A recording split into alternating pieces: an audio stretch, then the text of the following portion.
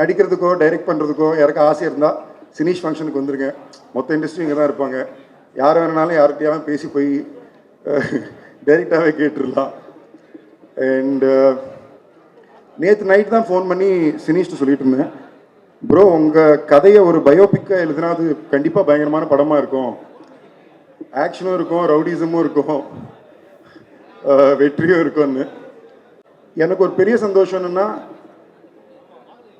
ஒரு interesting snippet ரேண்டமாக சொல்கிறது.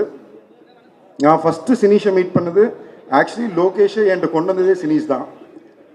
அவர் கொண்டு வந்து இந்த கதையை பயங்கரமாக நம்புகிறேன், நான் ப்ரொடியூஸ் பண்ண போகிறேன் என்று கொண்டு வந்தார். நானும் ஃபஸ்ட் டைம் அவரை மீட் பண்ணுறேன். ஆளே பார்க்க ஒரு மாதிரி இருக்கார். எனக்கு டவுட்டாகவே இருக்குது, சரி இவர் என்ன சொல்கிறாருன்னு.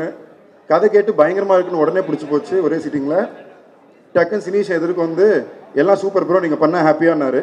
ஹாப்பின்னு சரி ப்ரோ என்கிட்ட காசு இல்லை, நீங்கள் காசு கொடுங்க, நான் படத்தை எடுத்து விற்று கொடுக்குறேன்னாரு.